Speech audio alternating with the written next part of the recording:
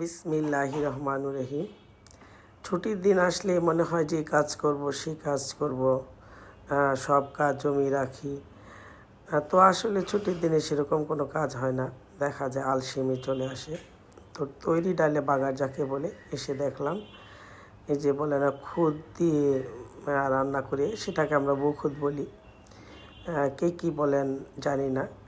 তো আমাদের খালা উনি খুদ দিয়ে সুন্দর অনেকগুলো বউখুদ রান্না করে রেখেছেন। আর এখানে আলু ভর্তার জন্য আলু তৈরি করেছেন। তো আমি আবার একটু গুছিয়ে নিচ্ছিলাম। প্রতিদিন তো একটু লেবুর পানি, একটু ডিম অথবা একটা রুটি এরকম নাস্তাই করা হয়। তো আজকে ভাবলাম যে একটু ছুটির দিনে, ভাবলাম না আসলে মাঝে মাঝে এই খাবারটা আমরা খাই আর কি। ছুটির দিন হলে এই যে খুদ দিয়ে বউখুদ রান্না করে খাই। তো আলু ভর্তা করার মধ্যে একটা টিপস আছে বন্ধুরা, যারা আমার নতুন রাঁধুনি বন্ধু তাদের জন্য বলছি, এবং স্টুডেন্ট বন্ধু যারা তাদের জন্য বলছি। আলু ভর্তাটা করতে গেলে আলু যতটা সম্ভব হাত দিয়ে এভাবে মেখে নিলে, যত বেশি মাখবো আলু ভর্তা তত বেশি মজার হয়, একদম মিহি হয়ে যায় আলু ভর্তা ডলার মধ্যে মাখার মধ্যে মজা। আলু ভর্তাটা করে নিলাম। এখন একটু ডিম ভেজে নেব। যার যার ডিম আলাদা আলাদা করে ভেঙে নিলাম, নিয়ে একটা করে ভেজে নেব। তো ভর্তা ভাজি ডিম ভাজা এগুলো দিয়েই বউখুদটা আমরা সাধারণত খাই।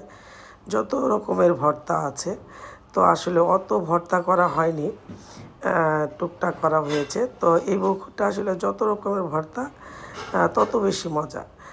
শুটকি ভর্তা, আলু ভর্তা, বেগুন ভর্তা, মানে যত রকমের ভর্তা আছে ভালো লাগে। তো আমার পরিবারের সবাই লাল লাল ডিম ভাজা খেতে পছন্দ করে। এরকম তেলে পিঠের মতো আমি সবার জন্য আলাদা আলাদা করে এইভাবে ডিম ভেজে নিলাম। তো একজন একজন করে আসবে। ডিম ভাজাটা আসলে একবারে ভেজে রাখি না, যখন যে খেতে বসে তখনই ডিম ভাজাটা ভেজে নিই। ডিম ভাজাটা ভালো হলে তারা খুব পছন্দ করে খায়। তো এখন আমরা দুজন খেয়ে নেব। এখন বাচ্চারা খাবে না।